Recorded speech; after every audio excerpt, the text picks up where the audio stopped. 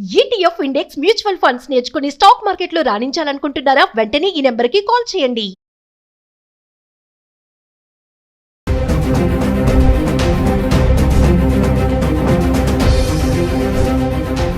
నమస్తే, welcome back to Suman TV.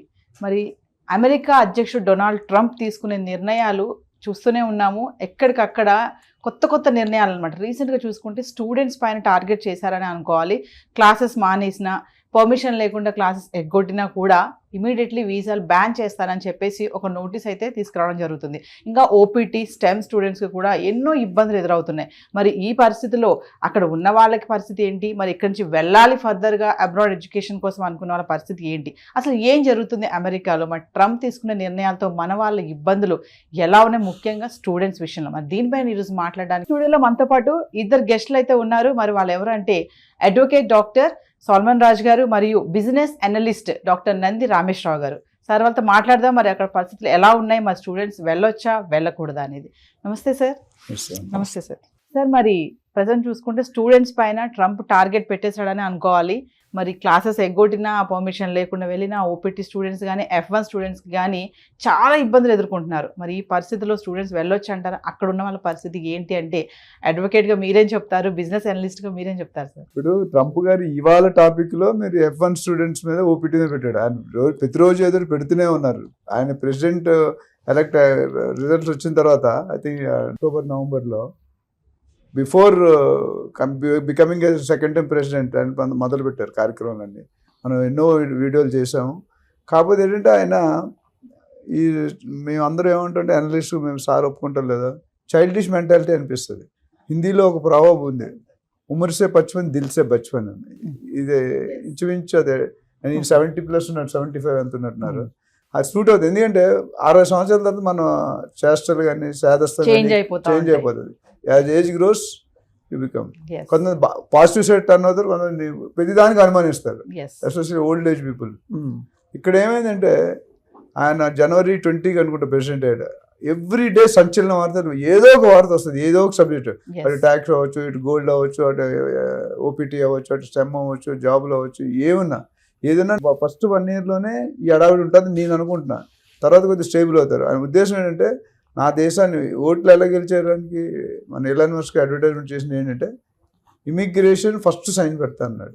Students బయట పంపించడానికి, ఇతర దేశస్తుల్ని ఆపడానికి ట్రై చేసి మన వాళ్ళకే జాబులు ఉండట్లేదు. అమెరికాలో ఉన్నాడు, అమెరికా వాడికే జాబ్స్ ఉండట్లేదు. సీక్రెట్ అంటే మన వాళ్ళు వాళ్ళకంటే ఎక్కువ సంపాదిస్తారు. Either in business or doctors or engineers or consult, ఏదైనా మనకి ఇచ్చే రేట్ చాలా తక్కువ.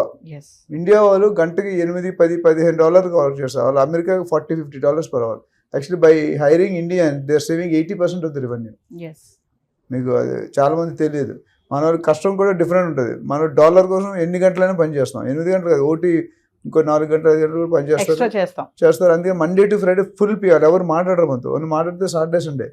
అమెరికాలో ఏంటంటే ఎదిరింటితో మాట్లాడడం కూడా కష్టమే. నువ్వు డైరెక్ట్ వెళ్ళకూడదు, మీకు వేసేస్తాడు. సో ఇక్కడ ఏమైందంటే ఈ స్టూడెంట్స్ ఇల్లీగల్ ఇండియా వాళ్ళు ఐ థింక్ 55 లక్షల మంది సుమారు ఉన్నారు అక్కడ. అందులో దాదాపు 17-18 lakhs ట్రాక్ మిస్ అయ్యి, they are not in a proper track. రకరకాలుగా అటు స్టూడెంట్స్ ఉన్నారు, ఇటు జాబ్ చేసేవాళ్ళు, petrol pump, gas stations, restaurants. నాకు తెలిసిన ఒక మిత్రుడు ఒక రెస్టారెంట్ 12 మంది ఉన్నారు. వాళ్ళకి నెలకి $2,000 ఫుడ్, అకామిడేషన్ ఫ్రీ. ఎవరికి వేసారు లేవు. ఇది ఒకటే కాదు, మనం చాలా బెటరు. మెక్సికో, పెనామా అనేది తీసుకుని ఇంకా ఎక్కువ ఉన్నాయి. చైనా తగ్గించాలనుకుంటుంటారు.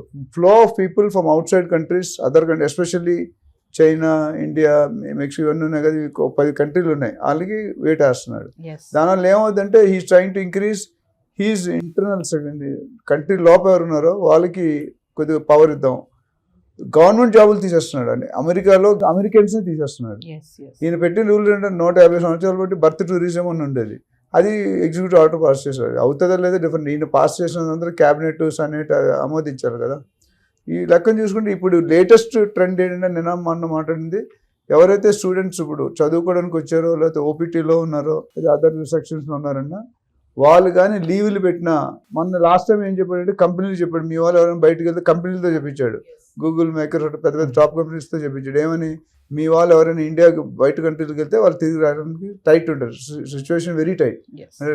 స్క్రూటినీ చాలా పర్ఫెక్ట్గా జరుగుతుంది. సో అందుకని ఎవరు వెళ్ళట్లేదు భయపడి.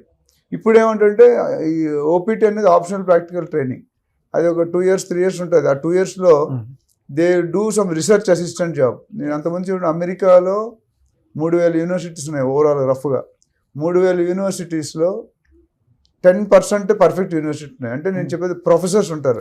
ఓపీటీ అంటే ఏం చేస్తుంటే ఆప్షనల్ ప్రాక్టికల్ ట్రైనింగ్లో వీళ్ళు రీసెర్చ్ అసిస్టెంట్గా జాయిన్ అయ్యి వాళ్ళు సర్వైవ్ అవ్వడానికి డబ్బులు సంపాదించారు. ఇప్పుడు ఏమైంది, క్రాస్ కంట్రీ వల్ల they are not getting jobs. 3000లో 2700 యూనివర్సిటీ కన్సల్టెంట్ ద్వారా డబ్బులు కట్టుకొని మేనేజ్ చేసుకొని వెళ్ళిపోతారు. స్కిల్ సర్టిఫికేట్ లేకుంటే ఇల్లీగల్గా. ఎప్పుడు ఇబ్బంది అవుతుంది. వాళ్ళు ఏం చేస్తున్నారు, దూరంగా ప్రయాణిస్తున్నారు, 20, 30, 40 కిలోమీటర్లు ప్రయాణించి అక్కడ వర్క్ చేసి ఆ ట్రాన్సాక్షన్ ఎవ్రీథింగ్ మనలా కాదు రికార్డ్ అవుతుంది. మళ్ళీ ఇంటికి వస్తున్నాడు, నువ్వు అక్కడికి ఎందుకు వెళ్ళావు చెక్ చేసి పట్టుకుంటున్నారు. అట్లా చుంచునికే మారంగా ఉంటాడు గబ్బర్ సింగ్ అట్లా. అంటే సార్ ఇప్పుడు స్టూడెంట్స్ ని టార్గెట్ చేశారని అనుకోవచ్చా? ట్రంప్ సార్ కూడా చెప్తున్నారు, నాట్ ఓన్లీ స్టూడెంట్స్ ఎప్పుడైతే పదవి చేపట్టాడో ట్రంప్ అప్పటి నుంచి ఆయన నిర్ణయాలు ఇలాగే ఉన్నాయి, చైల్డిష్ మెంటాలిటీతో డెసిషన్స్ తీసుకుంటారని అంటున్నారు. మీరేం చెప్తారు సార్? మరి ఫస్ట్లీ అండి, ఆయన ట్రంప్ గారు ప్రెసిడెంట్ అయ్యాక సార్ చెప్పినట్టు the very first decision what he signed, the very first executive order is about immigration. దాని తర్వాత ఈ ఇమిగ్రేషన్ పాలసీస్ అన్నీ కూడా he actually implemented to a greater extent. ఎందుకు అండ్ ఇప్పుడు తర్వాత స్టూడెంట్స్ పైన కూడా టార్గెట్ చేయడం జరిగింది. జే వీసాస్ కానీ F1 వీసాస్ కానీ ఇవన్నీ కూడా. ఎందుకంటే ఎర్లియర్ గవర్నమెంట్స్ అంతకుముందు బరాక్ ఒబామా ఉన్నప్పుడు కానీ లేదంటే అంతకుముందు జో బైడెన్ వీళ్ళంతా ఉన్నప్పుడు కూడా the American government, especially the education department, they have spent $3 trillion on achieving education. And $3 trillion spent చేసి కూడా ఆ అచీవ్డ్ డిజైర్డ్ రిజల్ట్స్ అన్నది రాలేదు. వాళ్ళు ఒక దాంతో మెజర్ చేస్తారండి, that is called the NAEP. NAEP అంటే national assessment of education programme. NAEP. ఈ NAEPకి కొన్ని స్టాండర్డ్స్ ఉంటాయి, NAEPకి కొన్ని మెజర్మెంట్స్ ఉంటాయి. $3 trillion స్పెండ్ చేసి కూడా ఈ అమెరికన్ ఎడ్యుకేషన్ సిస్టమ్ అన్నది ఈ పరిధిలోకి రాలేదు. ఆ desired and achieved measurements standards achieve చేయలేదు. కాబట్టి ఇవన్నీ అబ్జర్వ్ చేసి అమెరికన్ గవర్నమెంట్ $3 trillion స్పెండ్ చేసిన తర్వాత కూడా మనం ఇది అచీవ్ చేయలేకపోతున్నాం. వరల్డ్లో మనకి అది యాక్చువల్లీ ఒక బ్లాక్ మార్క్ అని చెప్పి ఆయన ఏం చేశాడు, he started implementing stringent and strict educational policies. అందుకనే పేరెంట్స్ కానీ గైడ్ లైన్స్ ఇచ్చారు, స్టూడెంట్స్ కానీ గైడ్ లైన్స్ ఇచ్చారు, ఎడ్యుకేషన్ సిస్టమ్ అంతా కూడా రీవ్యాంప్ చేశారు. తర్వాత అటెండెన్స్ ఇస్ యాక్చువల్లీ మస్ట్ అని చెప్పన్నారు. తర్వాత ఇండియా అది గ్రేడింగ్ ఉంటుంది అక్కడ. It's not like what Indian system we have. ఈ గ్రేడింగ్స్లో ఏంటి అంటే so many hours have to be completed. ఇవన్నీ కూడా ఈ పాలసీస్ అన్నీ కూడా ఆ NAEP పరిధిలోకి రావాలని చెప్పి ఒక వరల్డ్ స్టాండర్డ్ మెజర్మెంట్లో ఉండాలని చెప్పి ఈ పాలసీస్ తీసుకోవడం జరిగిందండి. I don't think what Trump has done is wrong, or I don't think that he stands at committing a mistake or whatever. But ఓవరాల్గా చూసుకుంటే చదివే స్టూడెంట్స్, ఇండియన్స్ కానివ్వండి, బంగ్లాదేశీస్ కానివ్వండి, వేరే ఎనీ అదర్ కంట్రీ నేషనల్, అక్కడికి వెళ్ళి ఆ ఎడ్యుకేషన్ సిస్టంలో పాలు భాగస్తులు అక్కడ డిగ్రీలు సంపాదించుకుంటే వాళ్ళకి మంచి హై స్టాండర్డ్ ఆఫ్ ఎడ్యుకేషన్ వస్తుంది. దాంతో ఉద్యోగాలు అవకాశాలు కూడా చాలా ఎక్కువ ఉంటాయి. కాబట్టి ఈ NAEPలో రావాలని చెప్పి ఈ పాలసీస్ అన్ని, అదే కాదు తప్ప వేరే ఇంకేమీ లేదు. అంటే సార్ ట్రంప్ స్టార్టింగ్ నుంచి చూసుకుంటే ఇల్లీగల్ ఇమిగ్రెంట్స్ పైన ఉక్కుపాదం అన్నారు. వేరే దేశస్తులు ఎవరు మా దగ్గర వచ్చి ఉండకూడదు. మరి ఇప్పుడు అమెరికాలో ఉన్నటువంటి పీపులే ట్రంప్ తీసుకున్న నిర్ణయాలకు ఎగనెస్ట్ గా ఉన్నారు. కమింగ్ టు మళ్ళీ బర్త్ రైట్ సిటిజన్షిప్, ఒకటి స్టే ఆర్డర్ ఇచ్చింది కోర్ట్ అని చెప్తున్నారు. మరి అది ఇంకా రన్నింగ్ లోనే ఉంది, అది ఇంప్లిమెంట్ అవుతుందా అసలు? మరి అప్పటి వరకు మన వాళ్ళ పరిస్థితి ఏంటి? అక్కడ సడన్ గా డెసిషన్ వస్తే ఏంటి అంటే ఏం చెప్తారు సార్? ఇది 150 సంవత్సరాల నడుస్తుంది సార్ అన్నట్టు. గత ప్రెసిడెంట్లు అందరూ కూడా 2 టర్మ్స్ చేశారు చాలా వరకు. ఎవరు కూడా దాన్ని టచ్ చేయలేదు. టచ్ చేస్తే 1133 kilowatts ఉంటుంది పవర్ ట్రాన్స్ఫార్మర్. సో ఇప్పుడు ఈయన సైన్ ఎగ్జిక్యూటివ్ ఆర్డర్ రిలీజ్ చేసినంత మాత్రం అది యాక్సెప్ట్ చేయాలని లేదు. లాట్ ఆఫ్ డిబేట్ గోయింగ్ అని, అందుకని కోర్టు స్టే ఇచ్చింది. మన ఇండియాలో కూడా చూసాం, సీఎం కూడా ముట్టుకాయలు పెట్టింది కోర్టు అని అంటారు. Against public nobody will accept. ఎందుకంటే 150 years అంటే ఎంతమంది అంటే ఎవ్రీ 4 years ఒక ప్రెసిడెంట్ మారుతూనే ఉన్నాడు. ఒకటి. రెండోది, ఆయనకి తెలియంది ఏంటంటే మనల్ని తీసేయడం వల్ల ఆయనకి ఖర్చు పెరుగుతుంది కానీ తగ్గదు. Because we're working at 80% less cost, 70% less cost. So దానివల్ల చాలా ఆయన అందుకని నన్ను ఏం చేశాడు, ఒక 10 leadersని ఫామ్ చేసి ఆ లీడర్ని ఒక్కొక్కరు 100-1000 మంది డెవలప్ చేయమని ఇంటర్నల్గా చెప్పాడు. అట్లానే ఎక్స్పోర్ట్స్ చేసేవి కూడా కండిషన్ పెట్టాడు. బయట నుంచి తేవద్దు, మనం ఇక్కడే డెవలప్ చేసుకుందాం అన్న కండిషన్ పెట్టాడు. ఇక్కడ పెళ్లి చేసుకుని ఇక్కడ అమెరికాలో పిల్లల కంటే మాత్రం వాళ్ళకి సిటిజన్షిప్ ఇవ్వము అనేది మీరు మాట్లాడుతున్నారు. Birth tourism, visa lucky draw ట్రిప్లో మార్చారు, అట్లా వీసా ప్రాసెస్లో మార్చారు, ఫీజులు డిఫరెంట్గా ఉన్నాయి. ఇవన్నీ చూసుకుంటే కనుక ఓవరాల్ ట్యాక్సెస్, లేటెస్ట్ సబ్జెక్ట్ అంటే ట్యాక్సెస్. ఆయన నాకు తెలిసి టీవీలో చూశాను, హైయెస్ట్ పవర్ ఉన్న మనిషి ఎవరైనా అమెరికన్ ప్రెసిడెంట్. ఆ పొజిషన్ ఎవరు ఆయనకంటే ఐ థింక్ బిగ్గెస్ట్ పొజిషన్ లేదు. ఆయన అక్కడ తుమ్మితే మనం ఇక్కడ తుమ్మాలి, నరేంద్ర మోడీ ఇక్కడ తుమ్మితే చంద్రబాబు గారు రవీంద్ర రెడ్డి ఇక్కడ తుమ్మాలి. సో ఆయన ఏంటంటే క్లియర్లీ నోస్ నెక్స్ట్ టైం ఈ కెనాట్ బికమ్ ప్రెసిడెంట్ ఎదర్ వే, ఏజ్ వైజ్ కూడా కాదు, టర్మ్ వైజ్ కూడా కాదు. సో 2 టర్మ్స్ కూడా ఎక్కువ చేయలేరు, నాట్ ఎలిజిబుల్. అయితే ఆయన ఎంత సార్ చెప్పినట్టు ఆయన తప్పు చేసాడు అంటలేదు, మనకు తప్పు, ఆయన దేశ ప్రకారం ఆయన కరెక్ట్. బట్ మనకు ఆల్రెడీ ఇన్ని సంవత్సరాలు యూజ్ అయ్యాం కాబట్టి మనకి తప్పు అనిపిస్తుంది. పచ్చగా అన్ని పచ్చగా అనిపిస్తాయి. అంటే సార్ ఇప్పుడు ప్రెసెంట్ మరి అక్కడ ఉన్న వాళ్ళ పరిస్థితి కానీ ఇంకా వెళ్ళాలి, అబ్రాడ్ ఎడ్యుకేషన్కి వెళ్ళాలని చాలా మంది, అమెరికా అనగానే వీసా వచ్చింది అంటే అమ్మో నేను ఇంకా అమెరికా వెళ్ళిపోయాను, నాకు సెటిల్ అయిపోయిన లైఫ్ బిందాస్ అనుకుంటారు కదా. మరి అలాంటి వాళ్ళకే కానీ స్టూడెంట్స్కి కానీ పేరెంట్స్కి మరి ముఖ్యంగా ఏం చెప్తారు సార్ మీరు? ఒకటండి, అంటే ట్రంప్ గారు తీసుకున్నాకంటే ప్రెసిడెంట్ అయ్యాక ఇమిగ్రేషన్ పాలసీస్ అన్నీ కూడా చాలా స్ట్రింజెంట్ చేశారు. రెండోది ఎడ్యుకేషన్ సిస్టమ్ అంతా కూడా రీవ్యాంప్ చేశారు.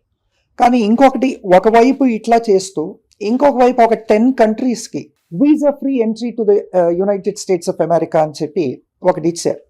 ఇన్నేళ్ళు ఇండియన్స్కి ఒక టూరిస్ట్ వీసా దొరకడం కూడా కష్టం. If somebody wants to go visit America on a tourist visa, మీరు అమెరికన్ కాన్సులేట్కి వెళ్తే మీకు ఈజీగా వీసా దొరికేది కాదు. దాని వెనకాల ఎంతో స్క్రూటినీ ఉండేది. దాంట్లో మోస్ట్లీ 50 to 60% యాక్చువల్లీ రిజెక్షన్సే ఉండే. ఫామ్ 164B ఇవన్నీ they use to reject it. ఇప్పుడు ఏం చేశారంటే 10 నేషన్స్కి వీసా ఫ్రీ ఎంట్రీ చేశారు. ఆ 10 నేషన్స్లో India is one of the countries అండి. ఎన్నో ఏళ్ళ తర్వాత ఇండియాకి ఆ స్థానం దక్కిందండి. So we're proud to be Indians, we're proud to say that we have an entry free visa to United States of America. India ఉంది, మలేషియా ఉంది, సింగపూర్ ఉంది, తర్వాత కొన్ని Asian countries like Vietnam, Cambodia, ఇట్లాంటివన్నీ కూడా ఉన్నాయండి. So that is one good thing what Trump has done. ఒకవైపు ఈ పాలసీస్ అన్నీ చేస్తూ ఇంకోవైపు వీసా ఫ్రీ ఎంట్రీ. మనం క్వశ్చన్ వేసుకుంటే వీసా ఫ్రీ ఎంట్రీ ఎందుకు అంటే that is only for tourist visa, revenue pumping చేయడానికే అమెరికాకి. మీరు ఇందాక సార్ చెప్పినట్టు ఈ ఇమ్మిగ్రేషన్ పాలసీస్ ఇంప్లిమెంట్ చేసి వాళ్ళందరినీ కూడా డిపోర్ట్ చేస్తే రెవెన్యూ తగ్గిపోయింది. ఈ విధంగా రెవెన్యూ పంప్ చేసుకోవాలని చెప్పి for the year 2025 till December 2025 India, Malaysia, Singapore and many 7 other countries కూడా, మోస్ట్లీ ఏషియన్ కంట్రీస్ అండి, ఏషియన్ కంట్రీస్ అన్నిటికీ కూడా వీసా ఫ్రీ ఎంట్రీ ఇచ్చారు. ఇప్పుడు స్టూడెంట్స్ వెళ్ళాలా లేదా అంటే ఎడ్యుకేషన్ పాలసీ ఇందాక మనం అనుకున్నట్టు NAEPలో ఆ స్టాండర్డ్ మెజర్మెంట్ ఉంది అని చెప్తున్నారు కాబట్టి, అది అచీవ్ చేయాలనుకుంటున్నారు కాబట్టి డెఫినెట్గా I advise and recommend all the Indian students to still go and study there అండి, so that you'll achieve the highest standard education.